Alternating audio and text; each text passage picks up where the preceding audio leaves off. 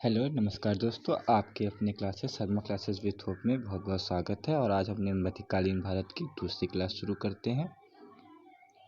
चलिए दोस्तों, कल हमने महमूद गजनवी के बारे में हर एक चीज़ जानकारी ले ली थी। अब हम शुरुआत करते हैं मोहम्मद गौरी। कल मध्यकालीन भारत में महमूद गजनवी था, उसके आपको एक एक डिटेल पता चल गई। अब बात है मोहम्मद गौरी की। इसका पूरा नाम क्या था? मुइजुद्दीन मोहम्मद गौरी। क्या नाम था? पूरा नाम मुइजुद्दीन मोहम्मद गौरी। आप पूरी पूरी बात को डिटेल करते हुए लिखिएगा कि मैंने पिछली क्लास में आपको गजनवी के बारे में हर एक चीज़ बताई है, पॉइंट टू पॉइंट बात बताई है। इसीलिए इस चीज़ को भी आप लिखते चलिएगा। मोहम्मद गौरी, इसका पूरा नाम क्या है? मुइजुद्दीन मोहम्मद गौरी। इसका उपनाम शिहाबुद्दीन और दूसरा नाम था मोहम्मद बिन शाम। अब ये आया कैसे, क्या हुआ, आप पूरी कहानी सुनते चलिएगा, लिखते हुए चलिएगा।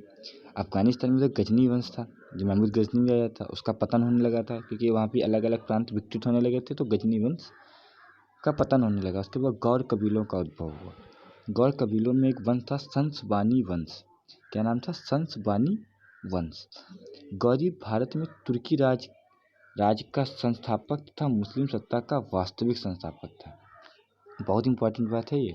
क्या है? आप फिर से देखिए, गौरी भारत में तुर्की राज का संस्थापक तथा मुस्लिम सत्ता का वास्तविक संस्थापक था। आप इस चीज़ को नोट करते हुए चलिएगा, बहुत काम की चीज़ है। गौरी ने 1175 ईस्वी से 1205 ईस्वी तक भारत पर कई बार आक्रमण किया। उसमें कौन से मुख्य आक्रमण है, सारे की डिटेल बाई डिटेल चलेंगे, आप नोट करते हुए चलिएगा, बहुत इंपॉर्टेंट चीज़ है। ठीक है। इसका पूरा नाम क्या था? मुइजुद्दीन मोहम्मद गौरी। कौन सा वंश था? संसबानी वंश। तुर्की राज्य का संस्थापक, भारत में मुस्लिम सत्ता का वास्तविक संस्थापक।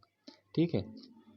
अब इसका पहला मुल्तान विजय कब किया इसने? 1175 से 1178 ईडी तक। परमार्थी मुसलमान तथा भट्टी राजपूतों को हराया। गौरी का प्रमुख आक्रमण पहला था मुल्तान विजय। कब किया? 1175 से 1178 तक। परमार्थी मुसलमानों तथा भट्टी राजपूतों को हराया। इसने भी गुजरात अभियान किया। गुजरात अभियान कब किया?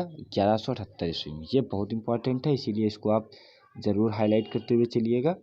गुजरात अभियान कब हुआ? 1178 ईस्वी में।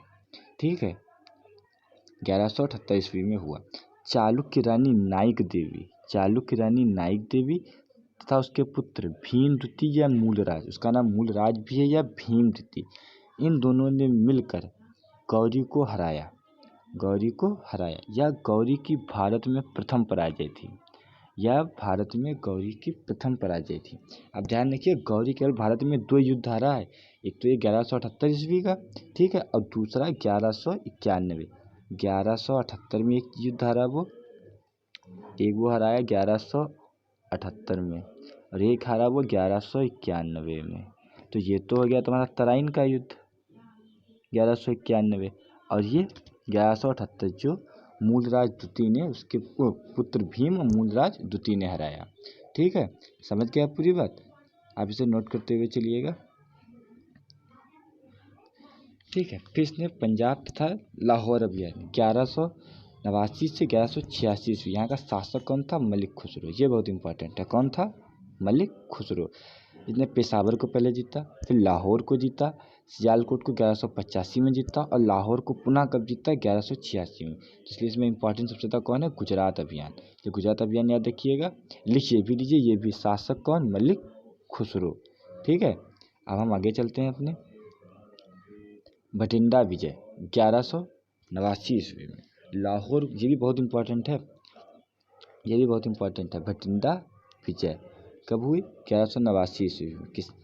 लाहौर को केंद्र बनाकर पृथ्वीराज चौहान के दिन भटिंडा दुर्ग को जीता इसने। तराइन के युद्ध का प्रथम तात्कालिक कारण माना जाता है। आप कैसे हुआ, जब थोड़ा छोटा सा डायग्राम समझिएगा, आपको हम बताते हैं। यहाँ पे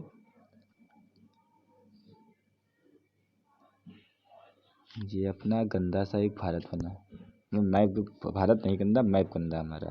ठीक है। उसके बाद ये इधर ही अपना उत्तर भारत था, वो ऐसा करके पूरा। ये इधर ना मध्य एशिया भाई। तो ये यहाँ पर तो अपनी हो गई दिल्ली, ये यहाँ बैठे आपके, ये तो हो गई दिल्ली, ये हो गया भटिंडा और दुर्ग, ये इधर सब कब्जा करते हुए चला गया गौरी। अब ये था पृथ्वीराज चौहान का। तो कहा जाता है कि जो भटिंडा जो था तत्कालिक कारण था तराइन के प्रथम युद्ध का। तराइन के प्रथम युद्ध का ये तात्कालिक कारण था, बहुत इंपॉर्टेंट बात है। अब तराइन का प्रथम युद्ध देखते हैं। तराइन का प्रथम युद्ध 1191 ईस्वी में हरियाणा में हुआ और पृथ्वी ने गौरी को दूसरी बार भारत में पराजित किया। पहली बार किसने किया? भीम द्वितीय ने। दूसरी बार पृथ्वीराज चौहान ने 1191 में तराइन के युद्ध को इसने पराजित किया, मोहम्मद गौरी को। अब तराइन का द्वितीय युद्ध होता है 1192 में। इसमें पृथ्वीराज चौहान की बहुत बुरी हार होती है, मतलब ध्वंस कर देता है पृथ्वीराज चौहान को। फिर गौरी ने दिल्ली, झांसी, मेरठ, सामना, अलीगढ़, उत्तर भारत पे उसका पूर्णतः कब्जा हो गया। पृथ्वी के दरबारी कवि चंद्रबाई ग्रंथ में कहा गया कि पृथ्वीराज राशों के अनुसार गौरी पृथ्वीराज को बंदी बनाकर गौड़ ले गया, जहाँ चौहान ने शब्दवेदी बाणों से गौरी की हत्या कर दी। यानी जो दरबारी का पृथ्वीराज चौहान के चंद बरदाई थे, उन्होंने अपने ग्रंथ पृथ्वीराज रासों में लिखा है कि गौरी था वो पृथ्वीराज को बंदी बनाकर गौड़ ले गया था, जहाँ चौहान ने शब्दवेदी बाणों से हत्या कर दी। तो एक प्रसिद्ध दोहा जो कहते हैं ये कि 8 अंगुल अष्ट प्रमाण ता बैठो सुल्तान मत चूक्यो चौहान। कहा जाता है कि इसी दोहे से उन्होंने शब्दवेदी बाण से मोहम्मद गौरी की हत्या कर दी थी, लेकिन एक काल्पनिक कोरी कल्पना है इस। ठीक है, अब हम आगे चलते हैं। इस पर नोट करने के बाद से आप अवश्य नोट कीजिएगा कि बहुत काम की चीज़ है। अब चंदावर का युद्ध आया। अब चंदावर का युद्ध 1194 में हुआ। 1194 में हुआ। गहरवाल वंशी राजा जयचंद को हराया। इस विजय के बाद गौरी ऐबक को वायसराय नियुक्त करेगा। बहुत इंपॉर्टेंट बात है, गौरी ऐबक को वायसराय नियुक्त करके, यानी वो मतलब युद्ध का था उधर जहाँ गौर वंश से आया था अपने घर अपने स्थान से, वहाँ पे इसकी कुछ हलचल चल रही थी, इसका मन उधर जाने लगा, तो ये अपने उधर वापसी कर गया और गौरी को वायसराय नियुक्त कर गया यहाँ। इस विजय के बाद ऐबक ने गौरी के जाने के बाद गुजरात, बुंदेलखंड व रणथंभौर को इधर जीत रखा था। यानी उत्तर भारत तो वो जीत गया था, तो इधर नीचे बचा था गुजरात, बुंदेलखंड, रणथंभौर को जीत गया। गौरी के अन्य सेनापति बख्तियार खिलजी ये आए। ये 1197 में बिहार को जीत ले गया, 1202 में बंगाल को जीत ले गया बख्तियार खिलजी। यही कुछ समय बाद साउथ इंडिया में भी बख्तियार खिलजी ही प्रवेश करता है, अलाउद्दीन खिलजी वगैरह। इस प्रकार से उत्तर भारत में तो ये कर गया गौरी इधर अपना। अब बंगाल बिहार को बख्तियार खिलजी। नालंदा विश्वविद्यालय विक्रमशिला विश्वविद्यालय को बख्तियार खिलजी ने नष्ट कर दिया था। बहुत इंपॉर्टेंट बात है, इसको भी आप नोट करते हुए चलिएगा। ठीक है, जो भी नोट करने वाली बात हो आप इसे नोट करिएगा। आप देखते हैं खोखर विद्रोह। खोखर विद्रोह कब हुआ? 1205 पंजाब में। गौरी के इस विद्रोह दबाने स्वयं भारत आया था। समझ लीजिए खोखर कितने खतरनाक था, नहीं ऐबक से नहीं संभला था वो विद्रोह।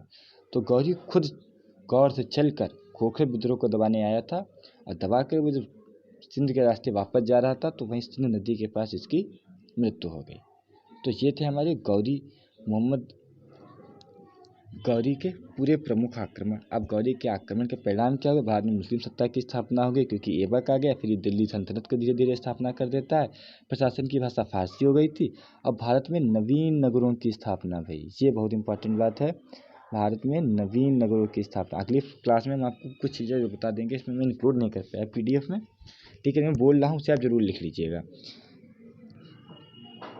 नवीन नगरों की स्थापना हुई, ठीक है। और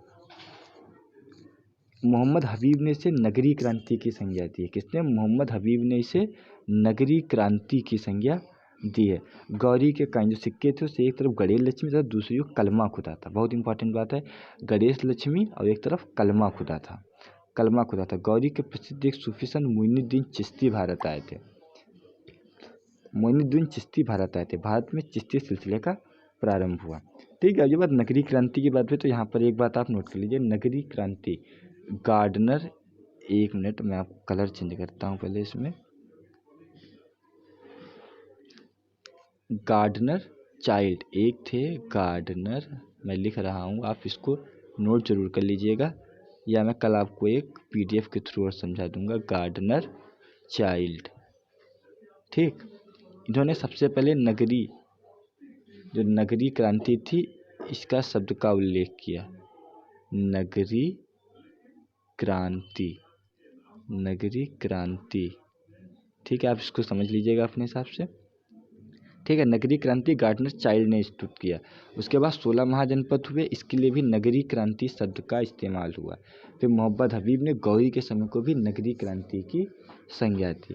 धन्यवाद दोस्तों, आज की क्लास में इतना ही रखते हैं। लेकिन आप ये समझिए, ये 10-10, 15-15 मिनट की जो क्लासें होती हैं ना, ये पूरा निचोड़ है 1 घंटे की। आप विश्वास करेंगे, इस चीज़ को मैं लिखता हूँ और ये सारी चीज़ें आप यूट्यूब पे देखोगे तो 1 घंटे। मैं सिर्फ पॉइंट टू पॉइंट को कुछ चीज़ें याद करनी है, लेकिन आप इसे कॉन्सेप्ट वाइज समझेंगे तो आपको समझ में भी आएगा। इसलिए आप मेरे चैनल को लाइक, शेयर, सब्सक्राइब जरूर कीजिएगा। धन्यवाद।